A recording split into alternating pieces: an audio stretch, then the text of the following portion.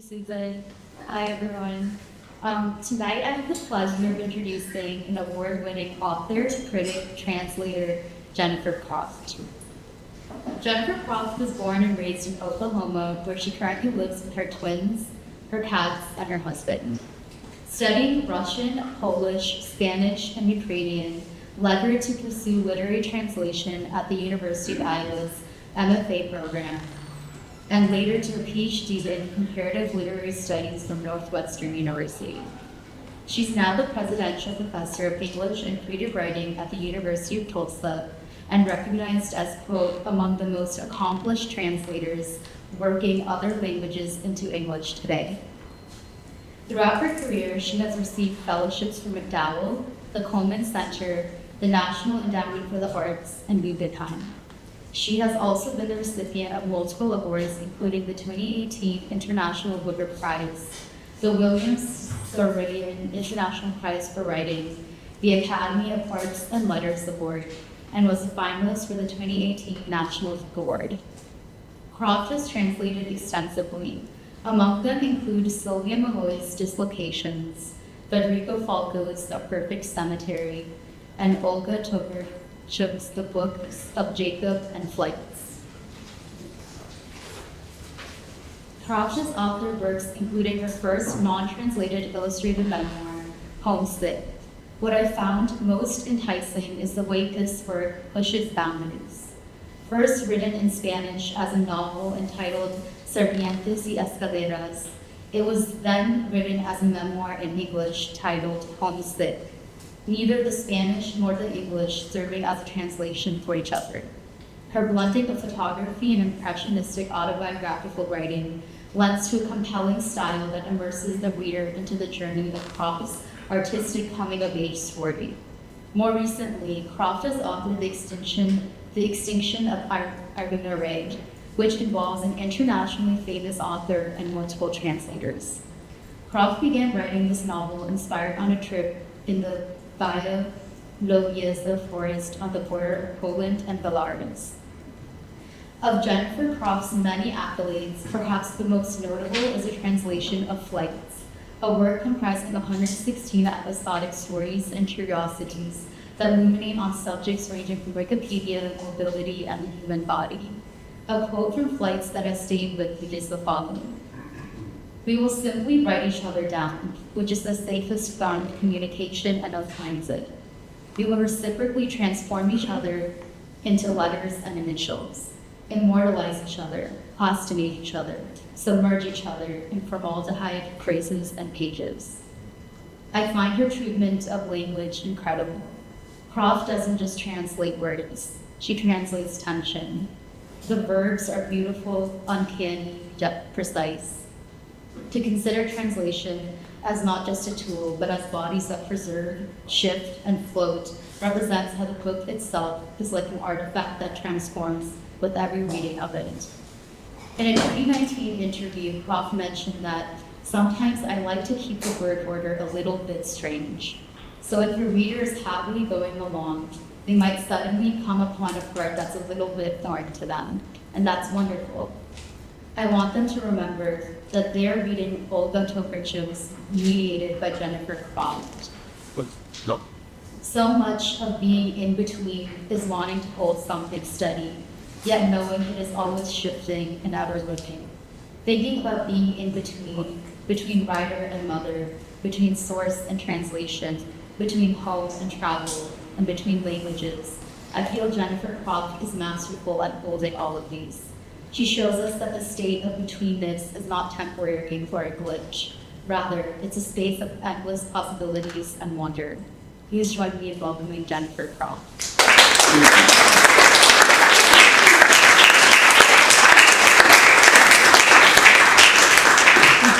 Forgive me, I forgot a very important thing that I was supposed to tell you. We're very grateful to the Harriman Center and to Sundown who's for helping us to bring Jennifer Croft here tonight.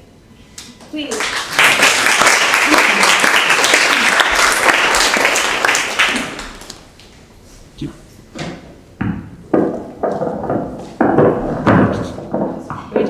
Bring that up here.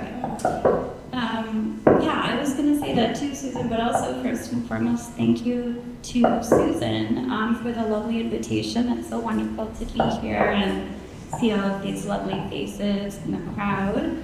And thank you to Julia and Stephanie for arranging all the details of my trip. And of course, again, thank you to the Harriman Institute and Sundial House for helping to sponsor this. I have 2 3-year-olds in daycare, and I always have some kind of cold.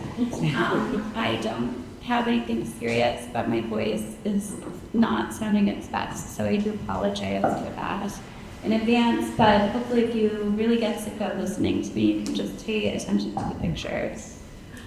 Thank you. Thank you. We're laughing, of course. All right, I'm just going to get started. I'm looking forward to talking about any questions that you might have about translation afterwards. This is a complicated project with a lot of moving parts. It's the first time that I'm sharing any of this with anyone, so hopefully you'll just be able to bear with me. Right. So in the 3.5 weeks between when I got back from my father's death in an Iowa hospital and when I gave birth to twins by emergency C-section in Tulsa, I watched the same movies over and over, ordered tiny subs and creamy onesies, washed and dried and folded them, prepared them, moved away, ate olive oil ice cream, which is delicious, and white cheddar popcorn, let my daughter palm my hand through all the layers in between us until she got tired, cried until I couldn't breathe, listened to my father's favorite songs, cried more, listened to Tracy Chapman, examined every block of the Buenos City Palermo on Google Maps, which kept making me feel cold because the images were leaflets captured in winter. So I'd shower, collapse back in bed, take from the drawer of my bedside table my fluorescent plastic boxes of old postcards from strangers from all over the world, feel their creases and crumpled corners with my fingers, spread them out over my body like a loose map or a memory mountain, move my restless legs like a frog, and wait. We all spend a lot of our lives in between things. Big things like jobs or boyfriends, but mostly lots of little things, like texts. Think of the interminable iMessage chase lights Ulysses. To take a walk is to go between. To be in a relationship of any kind is to give rise to a new between. My sister likes to say to my husband when he walks into the room, "This is an A and B conversation. You can see your way out." What might seem like A to B, Seoul to Stockholm, LA to Sacramento, registration desk to hospital, is also C, and maybe D and E, and so on. Birth to death is A to B, but it is also every letter in every alphabet or transit. It's everything. I grew up in Tulsa, the daughter of a geography professor from rural Kansas, who'd never been to any of the places he taught about because he'd never had the money to travel.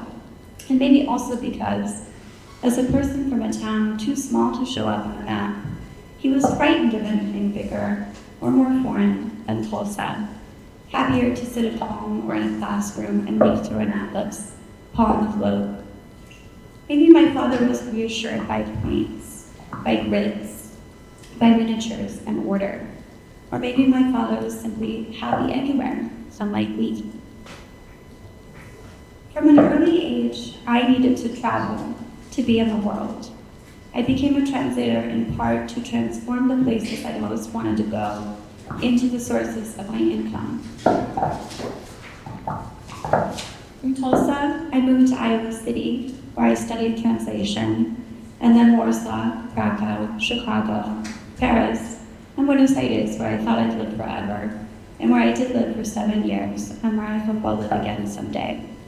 Then Los Angeles, New York. I couldn't help but move because I loved moving. I loved being in motion.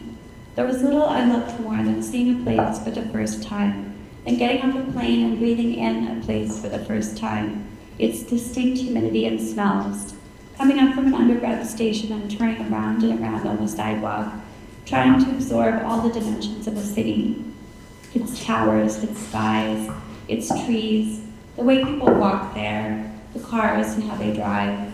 It was like sleeping with someone for the first time, finding out the animal phenomena beneath their civilized veneer, except that in cities I could also be invisible, or so I let myself believe.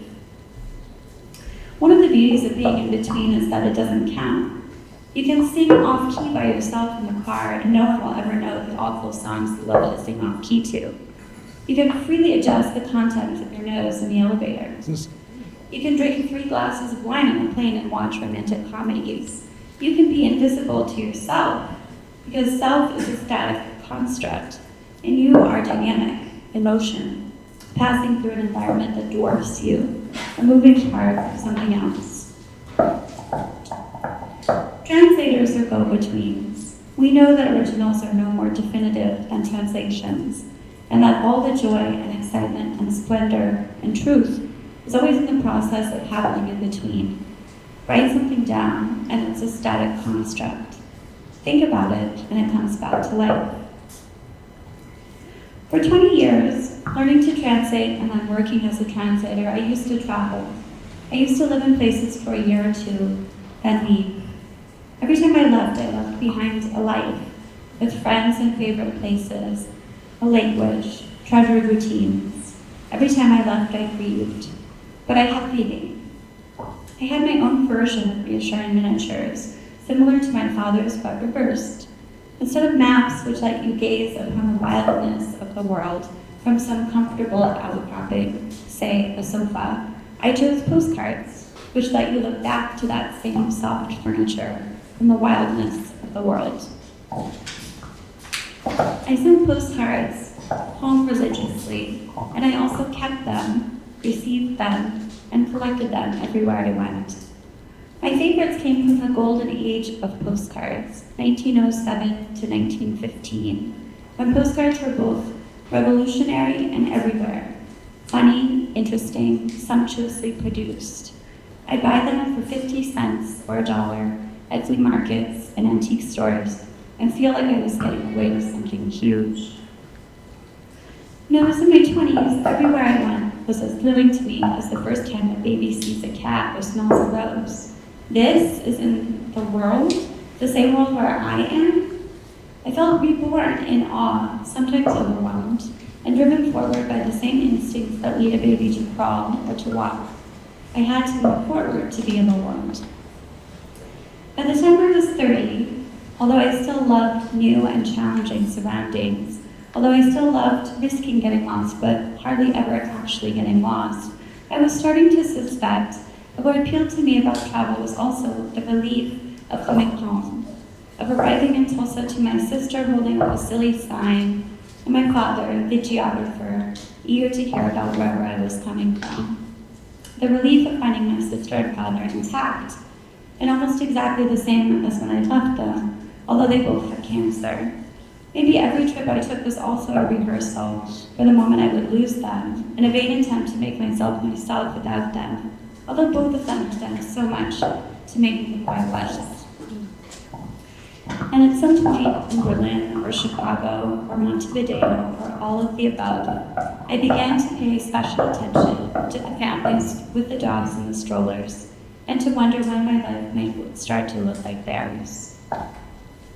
Toward the end of 2020, the year all of us were asked to stay at home, I said I'd write a book called Notes on Postcards. I signed a contract to do it. It was something I wanted to do. But by the summer of 2021, I'd gotten pregnant twice and lost both pregnancies, and learned from talking to artists who tried and failed to make work about postcards that making a work about postcards was impossible, for reasons that remained as unclear as the causes of my miscarriages, according to the succession of doctors who merely shrugged and suggested I keep trying. But I couldn't keep trying because I was devastated and couldn't bear to lose another tiny future, another eventual, better other son. Do you want to experiment with it? Yeah, I could do. Yeah. Let's go. Second.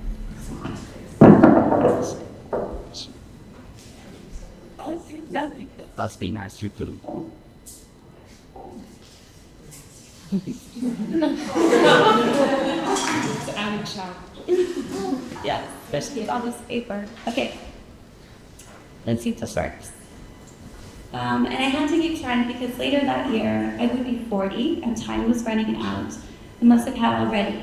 And I couldn't write a book about postcards because there was nowhere to begin. It was like trying to narrate a globe or a kaleidoscope. And it was not until I became just a giant eye in my third trimester, in reality 2 normal-sized eyes, ceding their strength to the 4 tiny eyes starting to flutter in their deep, that it occurred to me to narrate not the globe, but the action of beholding it, even when spinning. Not the kaleidoscope, but the splaying of light, the suspension of self and breath, the shifting, drifting boundaries, and in that environment of cheap and transitory splendor, the ability of the eye to relax. Not only postcards, but also everything postcards can tell us about being and making and losing human beings. How to translate, how to move among the minds of others, how to communicate with and without words.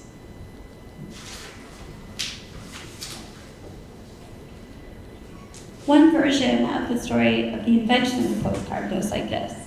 On November 13, 1865, at the 5th Austro-German Postal Conference in the Grand Duchy of Baden, amidst very bureaucratic efforts to simplify communications across movable territorial lines, a young-ish Heinrich Stefan made a more exciting proposal for something he called the open post sheet.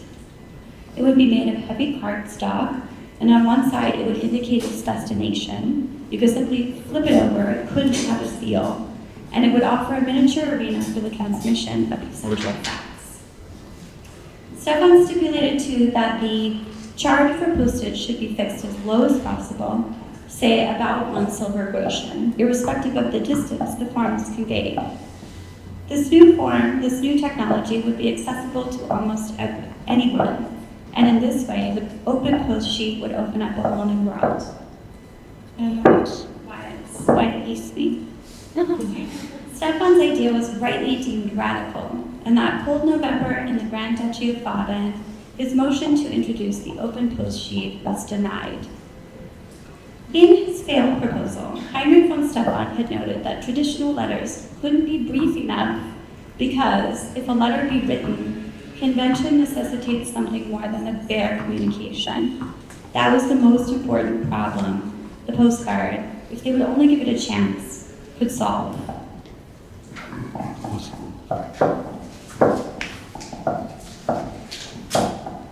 Stefan intended the postcard for urgent messages like, "It's time to say goodbye to father," as well as practical ones like, "It's cold, send socks." And it's true that postcards did serve these purposes at first. I think this image is a little bit squished, but you can read the caption well enough.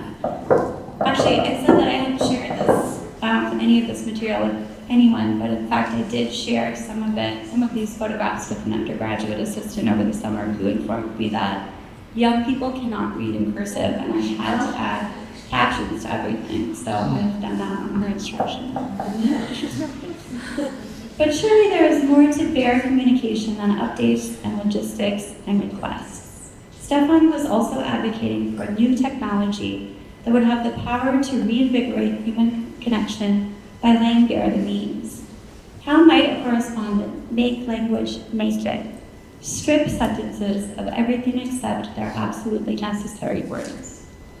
And could bare communication, as opposed to literature perceived as nuanced and complex, like historically high prestige poetry, perhaps come closest to the apparently unkillable notion of untranslatability?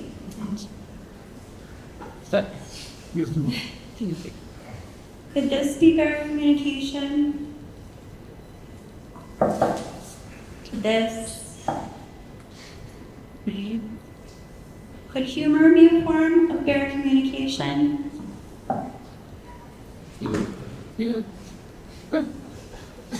There is a surprising amount of old postcards from the first 20 years of the 20th century that have to do with a father finding out he's having twins, and the ensuing horror Page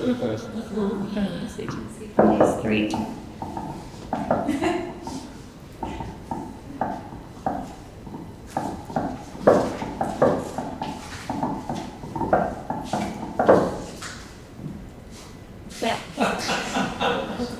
Is condolence an absolutely necessary word? And over there it says, isn't it a joke? Is intimacy the thing that's hard to translate? And can literature, a series of authorial performances before a reading crowd, can literature be intimate too? The Austro-German Postal Union had called Stefan's proposed open post sheet an indecent form of communication because it violated the privacy of correspondence, because it threatened to turn intimacy inside out. And yet, when an Austrian economist named Emanuel Hermann wrote an article in the January 26, 1869 edition of that country's main paper, noting that the introduction of something like an open post sheet, though he was unaware of Stefan's earlier recommendation, would increase the revenue of Austria's postal service and make Austria look to the whole world like a communications vanguard, this poem was quietly forgotten. In that fall, the correspondence card, aka a proto-postcard, was introduced. Brevity is the postcard's reason for being, and the need to be brief gave rise to a slew of creative solutions, as restrictions often do. But it was the fact that whatever you wrote on a postcard would be exposed, would be available for anyone and everyone to see, that drove many early correspondents to disguise what they wanted or needed to say. People got creative with stamps, a required component of the postcard now made to harbor secret feelings. Hallowed figureheads and treasured symbols of nations were tilted, even overturned, in the service of the most personal possible communiques. I wish for your friendship, but no more, according to this decoder postcard. I love you, I want to see your face once more right at once, or conversely, my heart is given to another, write to me no more.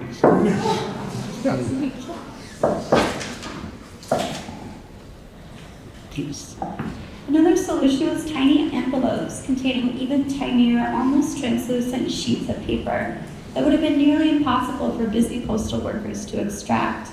I had to use very carefully a pair of tweezers, and I still couldn't read the message on the inside note.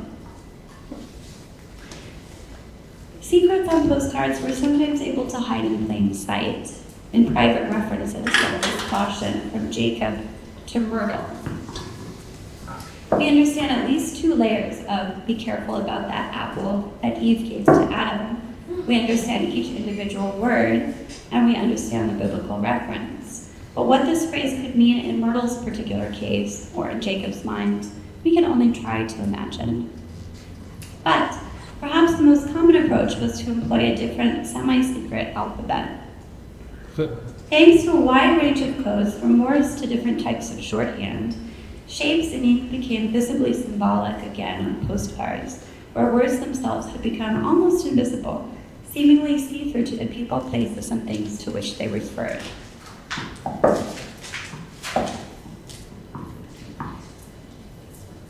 This one is written in Pitman shorthand, a system that debuted in 1837. I asked Catherine Bear, author of 50 Mysterious Postcards, to decode it for me, thinking it might be something really racy. Instead, she told me it says, "Hope you will like this view. I'm having good weather. Love, Sam." I was partly disappointed, partly even more intrigued. Why would such a humdrum message need to be a code? The card is addressed to Miss Sankey via the Chief Post Office counter of Auckland. Was it just the fear of any personal correspondence sitting open on a post office counter for all to see? Or was it a case of forbidden love? Was it really only the signature that needed to be concealed?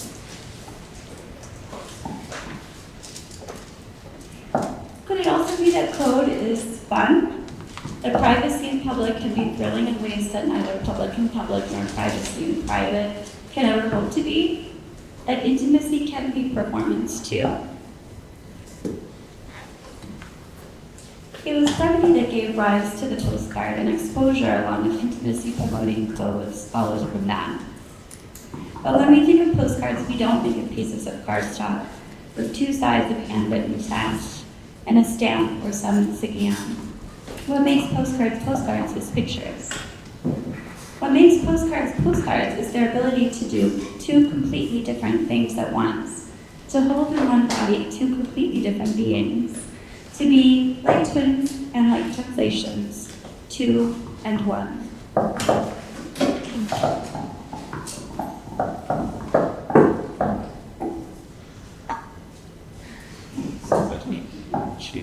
Right, the baby. She's not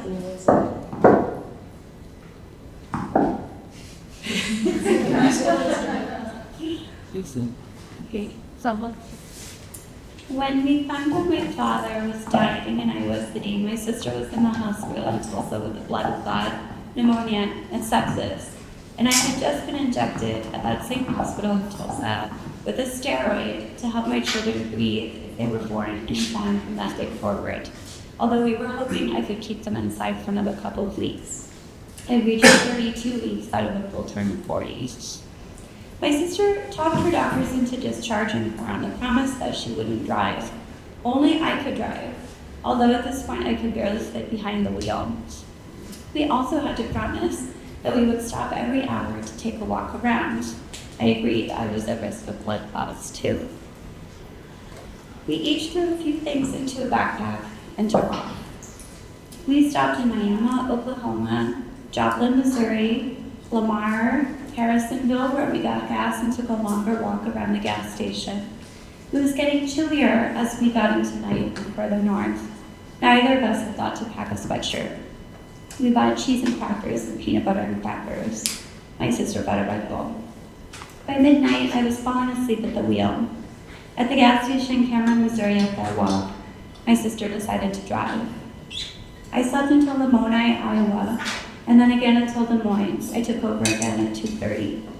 We got gas station pizza and ginger ale. My sister slept for an hour until a rest stop near Victor. We walked and stretched our legs and slapped each other. It started out as a joke.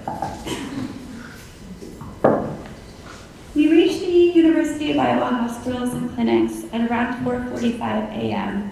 on April 22nd, 2022. We were boisterous, high on the adrenaline, making a dangerous trip with no guarantee that the person we were going to see would still be there when we arrived. But he was. He was there, and he knew right away that we were there too. We held his hands. I can't remember what we said. I know I mentioned the babies were doing amazingly well. I think I said I couldn't wait to meet him. I know that at first we stayed in cheering him up mode. He told us we had brought him back from the dead, that he was all but dead, but with us there, he was back. He'd had so many near-death experiences since being diagnosed with leukemia. He must have thought that this was another one of those. But my sister and I could see that this was different. He couldn't really get his eyes open, and it was hard to understand him because he was so weak. Everything about him, his mouth, the muscles in his face, his mind was already shutting down. I felt an immediate and powerful click when I sat down with him, though, like there was an open pathway between my mind and his. There was an openness, a directness, a focus. And when my mom or sister couldn't understand him, I translated. Not only on the basis of what I heard or saw, but also on the basis of my thoughts that were his thoughts. My sister and my mother went home to take a nap, leaving my dad and me alone to have our final talk. It was the last conversation my dad ever had with anyone. That afternoon, he was transferred to palliative care, and the following morning, he was gone. In the weeks that followed, I often wondered what it was going to feel like for my kids to leave my body. Sometimes in the middle of the night, I'd wake up to wait for one or both of them to kick. Then when I felt that reassuring thud in my belly, I'd fall back asleep. I wondered if anyone ever got something like phantom limb syndrome after giving birth. I hoped I would remember that feeling that I couldn't have imagined before. That excess of life with nowhere to go for now but deeper into my body, the depth of it and the reassuring, life-affirming discomfort. I couldn't have imagined then, in those agonizing and miserable but hopeful weeks, that soon my daughter would be born, already speaking her own language, that it would sound like dolphins chattering in sirens and the inner mysteries of conch shells. And I couldn't have known that my son would learn his sister's language, responding to her, anticipating her, soothing her, reinforcing her, debating her, filling the apartment with all the evidence of an ecstatic, semi-submarine communion that felt infinite until it died out on the dry land of our language a month or so after they were born. I've always wished I could have learned that. I couldn't have imagined then that in late age, lying down face to face with my son, all of a sudden someone separate and outside of me, murmuring to him and smiling at him and looking into his very newly opened, beautifully deep blue eyes, I would get to witness those eyes lighting up and see him scooch his whole tiny caterpillar's body toward me to press his forehead into mine, meaning to unseparate for now.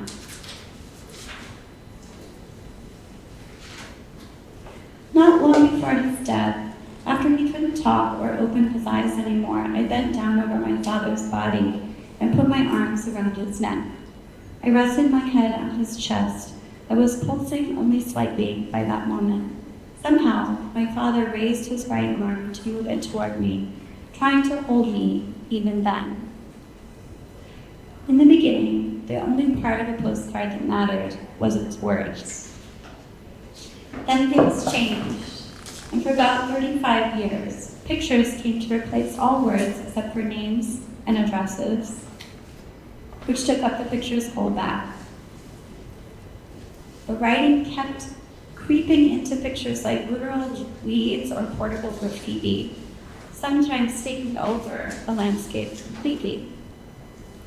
Until eventually, the address side of the postcard was officially divided in half.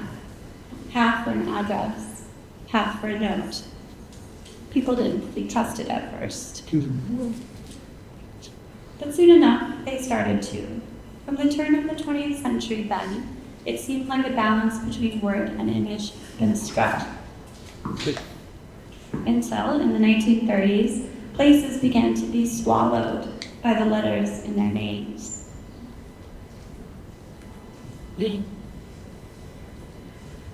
Language tends toward takeover. So do symbols. So does everything artificial, everything we humans make. But it is in the perpetual negotiations between language and the subtler, more fleeting forces of not language, never language, not yet language, not language anymore, that translation excitement lives.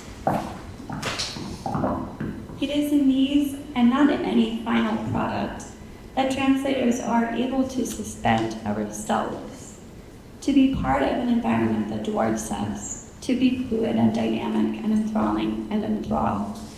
And when in our translations we do regather the myriad components of our selfhoods, we find them more myriad than ever, more engaged, more open, and alive. That's it.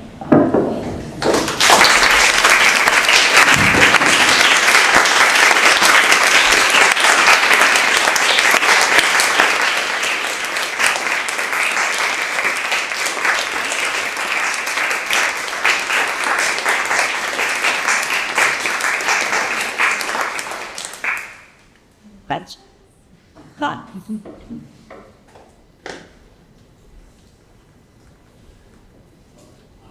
And that was very beautiful. Thanks for sharing that.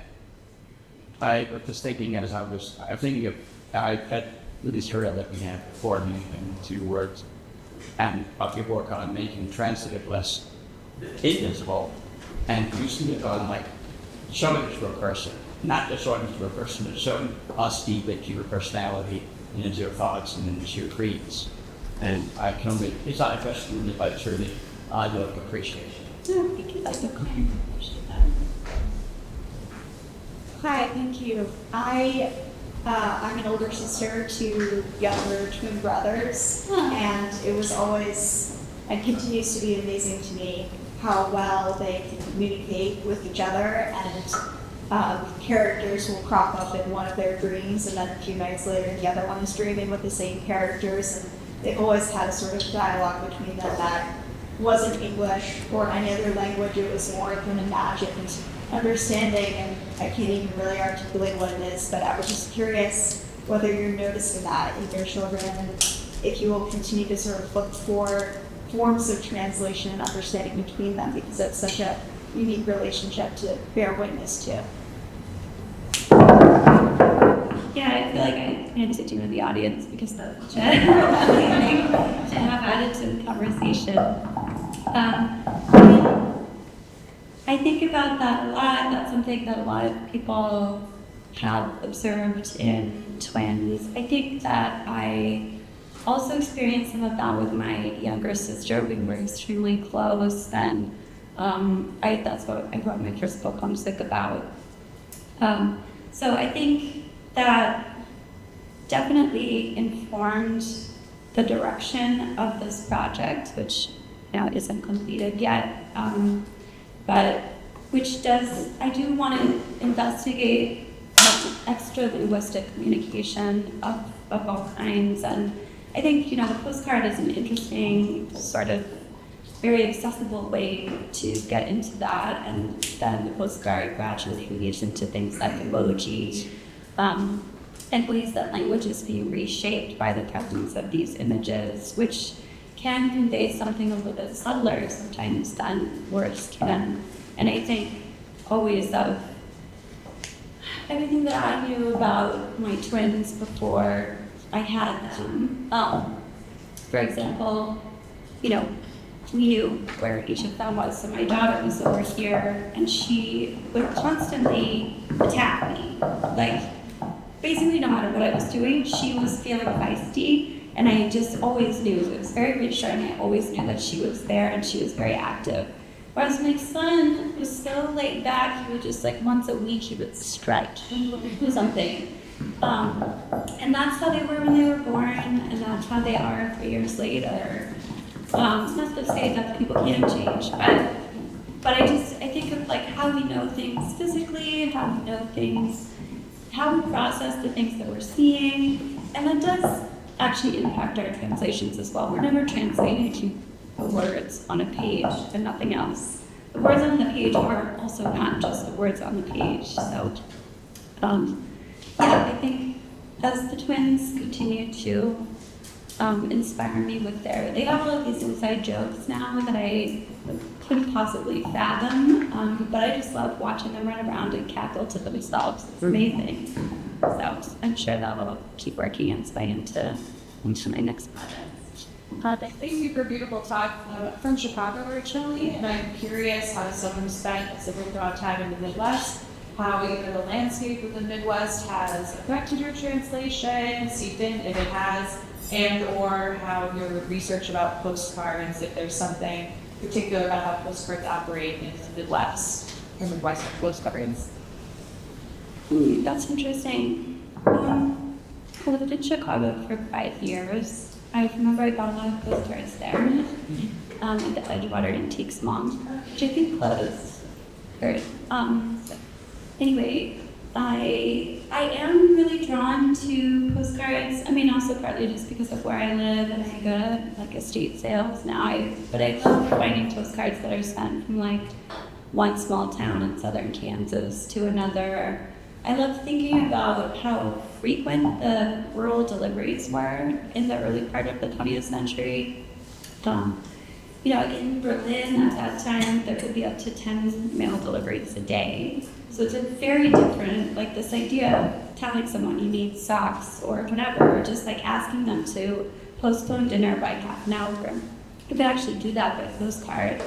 And even in these rural areas like southern Kansas, mail could be delivered up to 3 times a day. And just, thinking about those distances and how long they must have seemed. There are a lot of girl cousins who are writing to each other by postcard. And I guess what I think about the most in terms of postcards in the Midwest is a kind of vastness and an unpopulated space that is really frequently crossed by postcards that usually feature images that are completely unrelated to those places, like almost always there. There are images that are printed in Germany of beautiful European cities, or maybe like holiday greetings, a lot of Easter greetings, Christmas greetings, that kind of thing that really have nothing to do with the places that they're being sent from or being sent to, but that did inhabit those spaces. Hi, thank you so much. That was so beautiful. I actually have another postcard question, but this all reminded me of the research visit that I made to Buenos Aires, to the YIVO archive, the Yiddish archive there. And there were a lot of postcards sent to Buenos Aires that were in these combinations of Yiddish and French, or Yiddish and Spanish, or Russian and Polish, and that in the middle of the 20th century, postcards became this kind of mode of like not only communication but a kind of romantic cross-linguistic kind of immigration story. And I just wondered if you'd sort of come across any postcards like that or any materials like that it sort of sparked that idea. Yes, yeah, I don't have it in this presentation, but I was just looking at this amazing one that it's written in red ink, and it begins by saying, "Hi, so-and-so, I don't know what to say about this, but I can tell you that I'm as mad as the color of this ink," and then it switches into Swedish, which I can't speak, so I don't know what she's mad about. It's very frustrating. So if you speak Swedish, please let me know.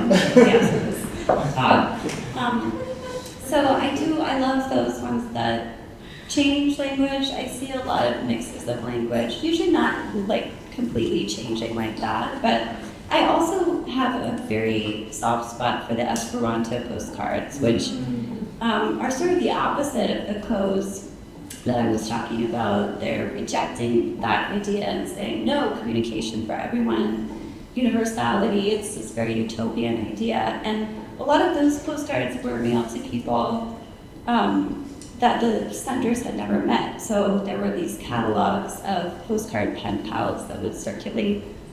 And you could just, if you wanted to learn about the world, if you wanted a postcard from Bolivia and you were in Denmark, you could get one this way and you would reciprocate it. It seems like most countries in the world participated in this, and the way to ensure that you could be understood was to write in Esperanto, which I think is really useful. Yeah, I feel like a lot of the time when people send postcards now, it's like someone's traveling, it's the association now. And I feel like that also makes almost feel like a one-sided medium where like people don't even have to tell you if they got your postcard. It's sort of, that's the custom. Like you go to their house and you see it on the fridge, but it's out like, hey, I got it, But hearing your talk, it's interesting thinking about it actually being something that could be reciprocated. And I'm wondering what you're finding about the expectations of the postcard changing over time and when it's reciprocal and when it's not. Yeah, that's a great question.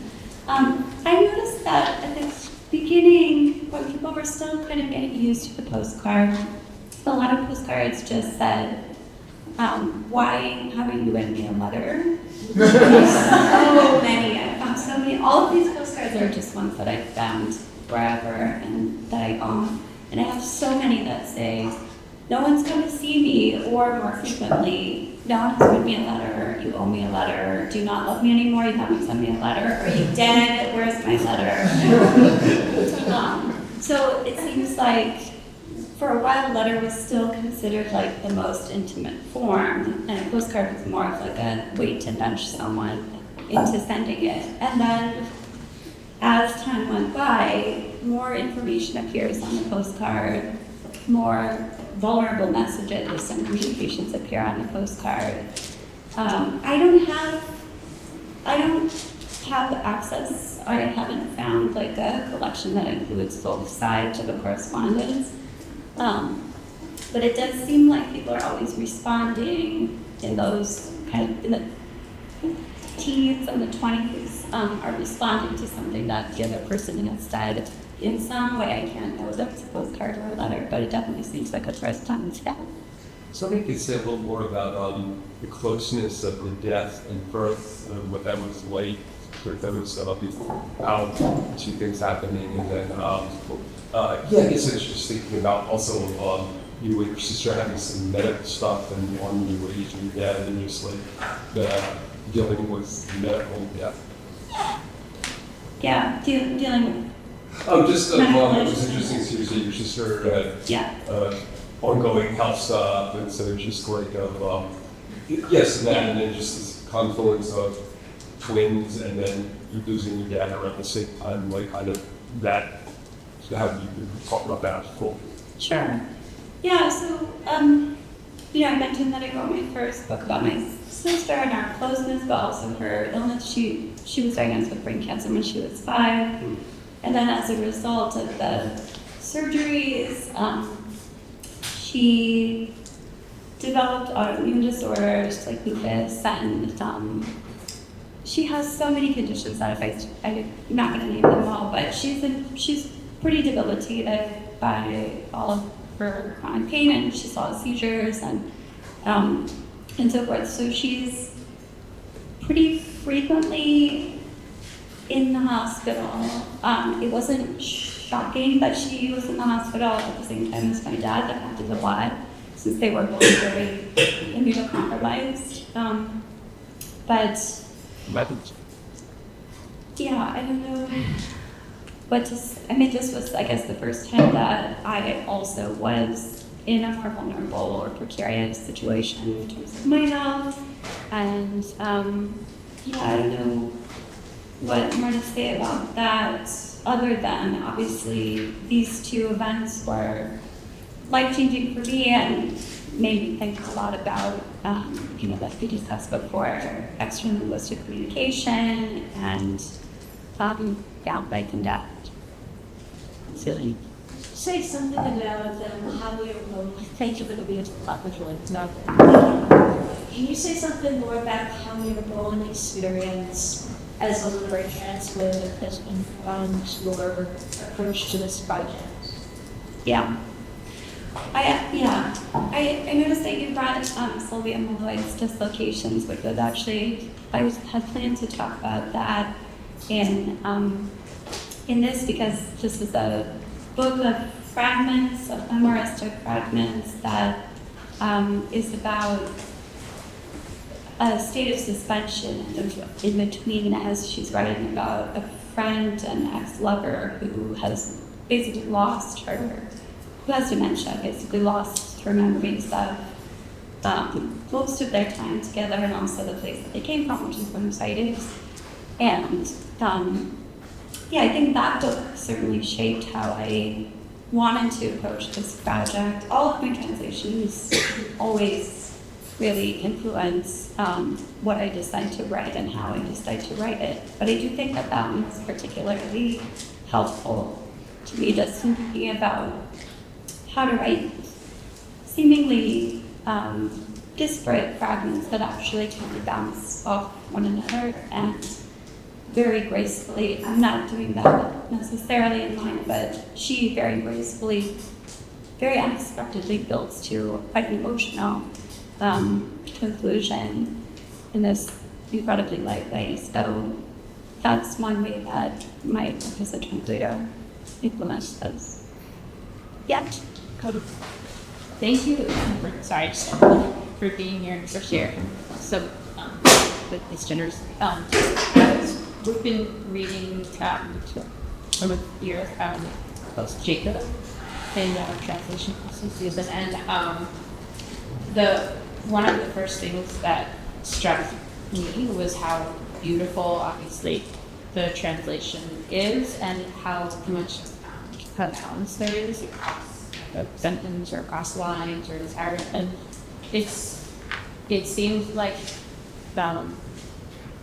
you may have like a visual artist background, and so I was just wondering about that in relation to your translation. If you practice art or have or like your head grows up, and how that may affect your process of translation. Art, like drawing or any kind of like visual art you may practice, because I don't know, somehow it seems in the translation like reflective of like our mindset that kind of seems throughout in that. Like I just it just seemed like I had a senior lazy look. I mean, I love that. I hate to disappoint everyone. Oh, no. No, but I love that. I mean, I do, I wrote this, like, kind of throwaway piece for, like, a year and a half ago about how I use photography in my writing process. And as I was writing it, I thought, like, this is silly and not worth publishing. But then the more I thought about it, the more I realized I actually meant it, and photography does really shape and especially help me edit and figure out where my priorities are. And often I lose track of what it was that I wanted to say, and working with photographs and editing photographs really reminds me of that and gets me back on track. So I feel like I am a very visual person. I've been playing a lot with the layout of this project, and there are obviously a lot of photographs in it, but I never learned how to paint or anything like that, fortunately. If there's, I want to say, maybe it's related to my father being a geographer and my constantly looking at maps and thinking about layout. I think at the same time, Olga is just a very measured, lyrical, beautiful, consistent writer. So it's easier to achieve that effect when I'm translating her than it may be with somebody else. Yes. Thank you so much for talking with us today. My question is about it's about process, about taking risks. I wonder if you could talk a little bit more about either a sentence, a phrase, or a word or a passage that you've translated that's given you the most difficulty or challenge. We want to touch on some of the greatest aesthetic risks. And how you thought about that challenge? How you thought about it correctly? How you thought about the risks? And in terms of your process. Yeah. Well, another thing I was thinking about trying to work into this is the way that we translate, or the way that I translate conversations. I think that's a really that's an area, a terrain of potential risk, right? If you have people who are marked in an original text as speaking differently from the supposedly neutral narrator, and it's a regional thing or a class thing or whatever, everything, then obviously there's a huge question of how do you translate that? Do you smooth it out so everything sounds the same in the translation? Do you pick a random region in the United States or writers that could substitute supposedly for the region that's being represented in the original conversation? And I think this is an unsolvable question in the sense that there can't be a total theory for how to do this. But I also wrote a short essay about how I decided to do it in my translation of Federico Falco's short stories, which was also influenced by my father. So I made the decision to translate a word in Spanish as swell, which is a word that isn't used as often anymore. It used to be, but meaning great, wonderful, beautiful. And the main feedback that I was getting from the various editors involved was like, what the hell is this word doing here? This doesn't make any sense. And I really thought about it, but it was the thing I was the most attached to in the whole translation. And so I did write an essay about that decision, which is called On Conversation. It's in the Canadian Review. I'm like, yes, this is about. No. I just kind of was thinking about yesteryear when they had cart visits. You're talking about the religious up under the postcard. I'm trying to wonder if you just have any thoughts about yesteryear. We bring something in and that's relationship. And then we say about that. About the visiting card. Relationships up and under and for the postcard, right? Yeah, I mean, it seems like the postcard, I gave these two different stories of its origin. There are other stories of its potential origin, almost as one of those things that needed to happen and descended from various things. So There were illustrated letterheads, and there were playing cards, or one of the main ancestors, and then visiting cards.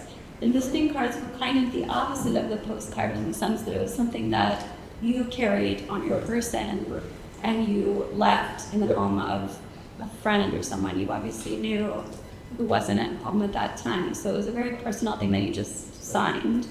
But it had common with the postcard this fact of its exposure, so you couldn't write, because the maid was going to take this, so you couldn't write anything compromising on the visiting card.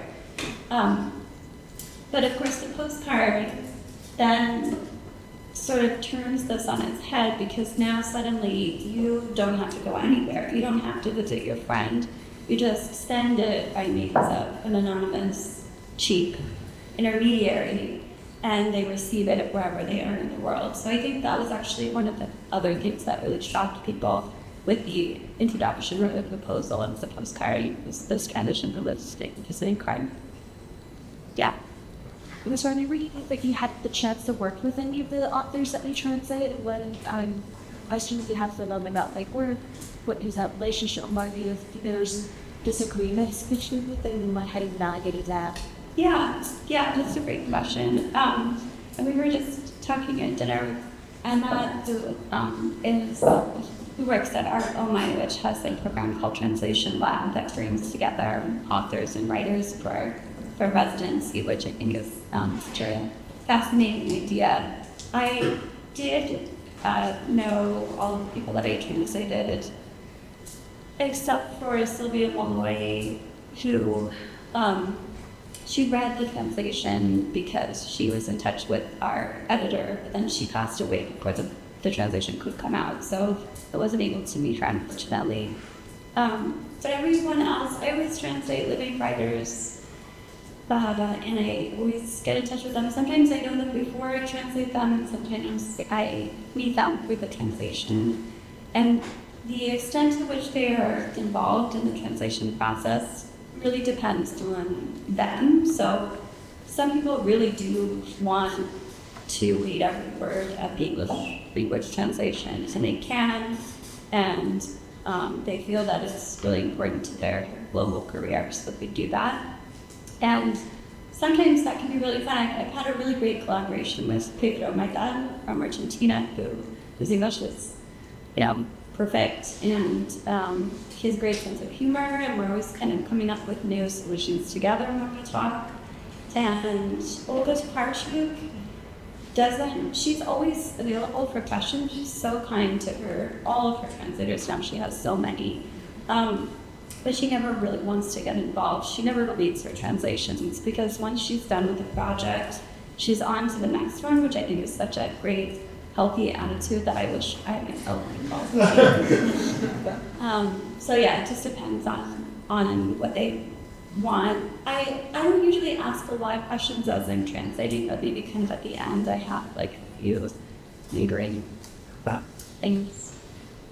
People laugh. Yeah, I really enjoyed your talk. I was just wondering, do you yourself send a lot of postcards, or do you get a lot of postcards? I used to send postcards constantly. I am always surprised by people that I've known for a long time here that I'm working on a project about postcards, and they'll text me or email me a picture of all of the postcards that I've sent them over the course of our friendship or whatever. It's like a disturbing amount of postcards that I have burdened people with. But I haven't been doing it as much lately. I've been really consumed by these older correspondences, and just kind of so intrigued by the mysteries of them that I haven't been sending as many. But I'm sure if anyone wants to leave me their email address, I'm sure I'll get back to it soon. Does that answer your question? Or? Yeah, no, I just, so I send a lot of postcards as well. And for Christmas, I give I've got 5 brothers and sisters, so I give them books of postcards. And I send mine out. I don't get them back. Or I get two or three back, but. Yeah, most people don't send postcards. I did have like a few kind of reliable postcards sending friends, always in my retinue, but most people, my sisters, postcards didn't know. Yeah. I was curious if you could speak a little bit more about. I was really interested in saying that you felt so attached to using swell in the translation, and like if you often feel quite attached to your translation interpretation of the text, and vice versa. Like if you experience more ambivalence in like how you approach a sentence, or when you don't feel attached to a certain way, how do you like navigate that from your work? Yeah, that's a great question. I don't have a ready answer for that, but you know, as I reflect, I think it also has to do with what we were just talking about in terms of the relationship that the author has with the text and with the translation of the text. So in the case of like my I feel like I'm less attached. I get less attached to that first version because I know it's kind of something that we'll be improvising together at a later stage.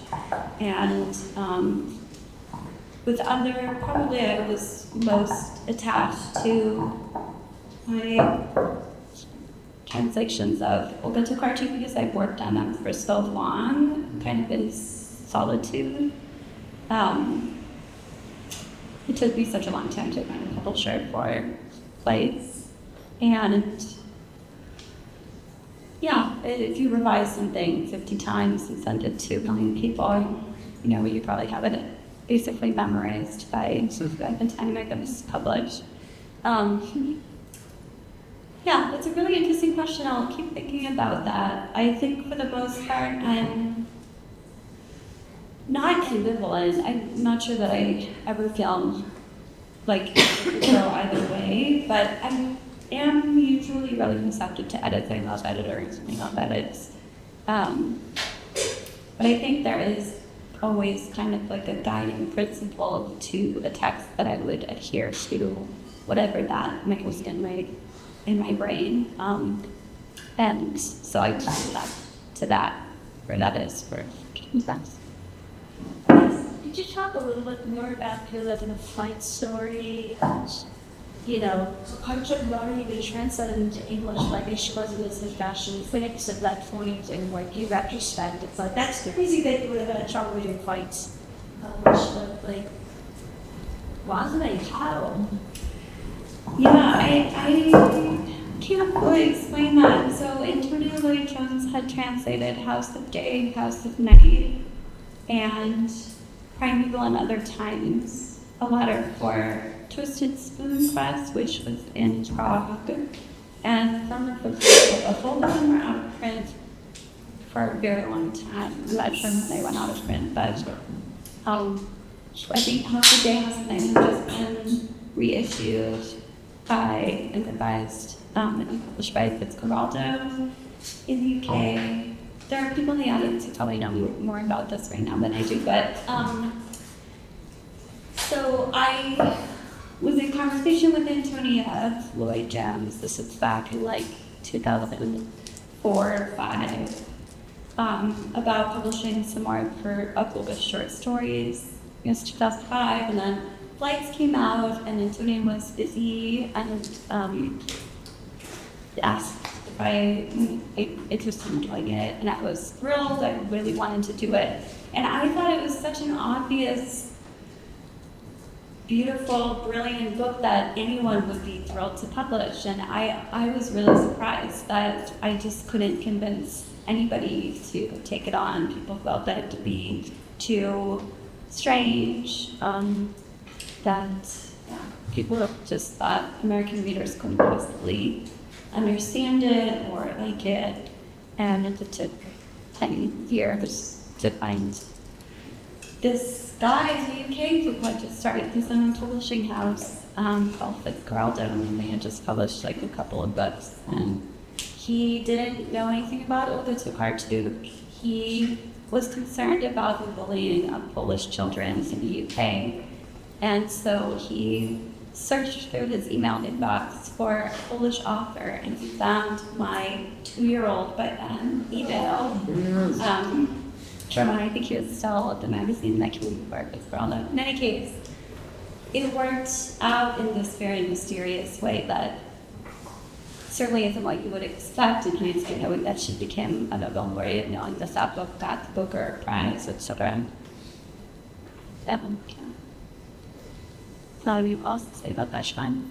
Can you tell us a little bit about your writing and translation routine, what it looks like kind of in your day-to-day life, early mornings, late nights, whenever you can snatch a moment, and do you see a big difference in how you work as a writer versus how you work as a translator? Yeah, I think you're probably someone who is much more organized than I am, and can speak more meaningfully about routines. But I mean, I've always been kind of an all or nothing person, and I used to work, I still do when I can. I wake up at 4 o'clock in the morning and then I work until I fall asleep. I mean, now especially because I have so little time when I'm at home. So when I'm out of residency, which I just was at Culinary Arts, which I loved and highly recommend. I just have to shut out everything else besides the project that I'm working on. But when I'm at home, it's much more complicated. It's not only, now I'm just trying to start talking about my kids, and it could take hours. But it's not only the fact of having the kids, but it's also like they're truly trash demons. Like you turn away for 1 second and the couch is all torn up and food. There's just so much exhausting work, and also it's distracting because they're so cute, and I don't really want to do anything other than look at how cute they are and listen to their weird jokes that I don't understand. So, yeah, it's very difficult for me to establish a routine right now. I also have a job at the University of Tulsa. So I guess I'm still figuring it out with all of these responsibilities that I have. Yes. Yeah, but tying into those last few questions about your aspect of strength and your fidelity, the artistry of the original, and kind of basically off topic, but to what extent established translators do you see AI as impacting the field or affecting the number of translators and the field, or creating limited opportunities, or can be translated in a way in which general public views translations or the target translations as a sort of figure in the field? If you have any perspective whatsoever, or if you actually live that you living shut it all together. Yeah, I don't know. I don't have a lot to say about this because I'm very, so I'll just be totally honest. We've known each other for a long time now, like 2 hours.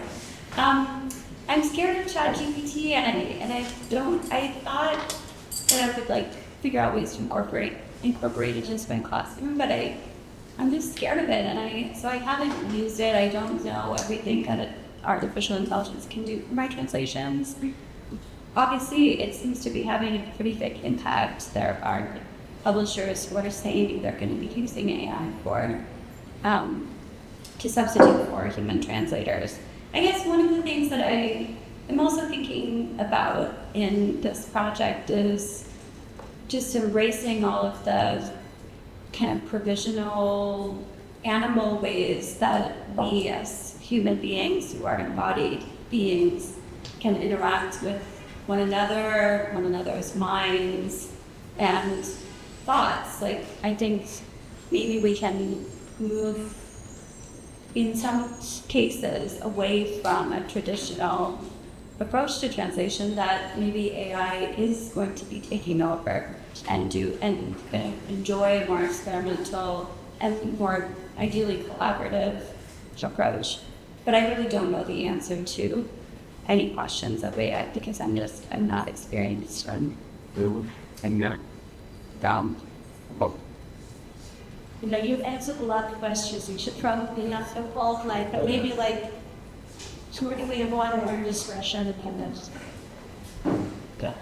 I'm wondering if you also collect books of postcards, which I think I've inherited a couple from my grandparents, Louise Terrace. And it's just amazing to me that there are these books at the edges waiting for words. and in some cases they will never get words. So I'm curious how that fits into the taxonomy of your destination and Yeah. Do you mean albums of postcards or postcards that can arrive together in a set? They are bound as a book, so it's postcards, which I guess presumably you could like remove Right. or it's perforated or something. And like what would it mean to have one out of this book? Yeah. Yeah, that's a good question. I mean, I think those were around for a long time, and there was certainly like, because I read those, being available during childhood.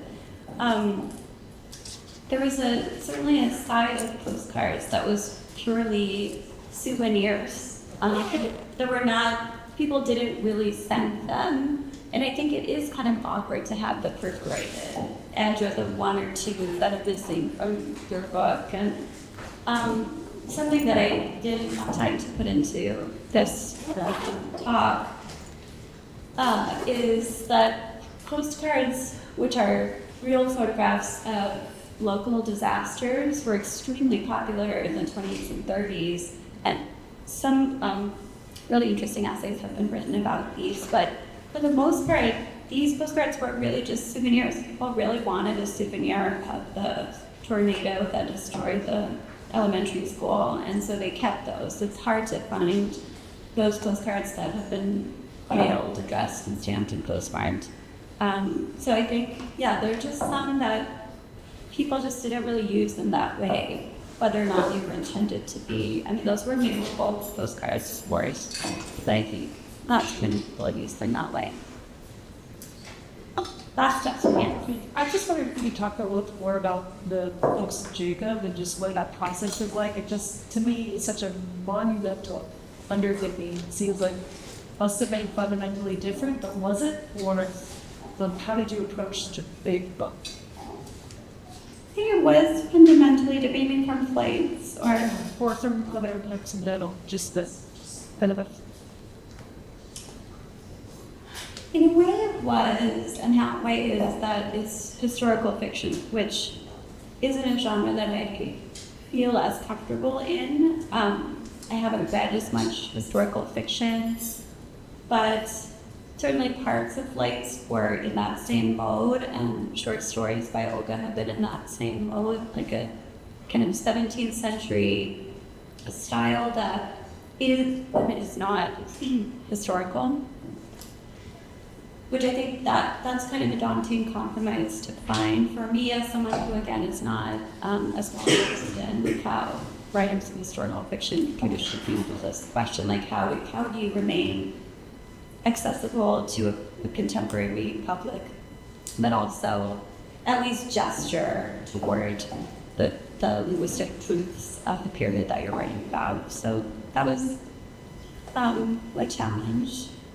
Olga did so much research for that book, and I had kind of followed her progress with it. It took her 10 years to write it.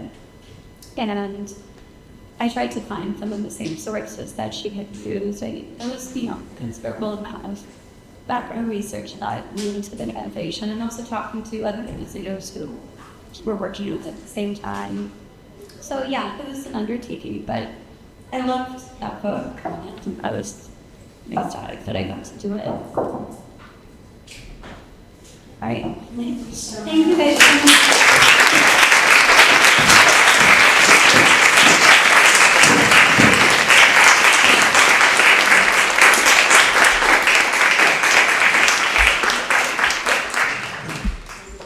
Good luck. Well,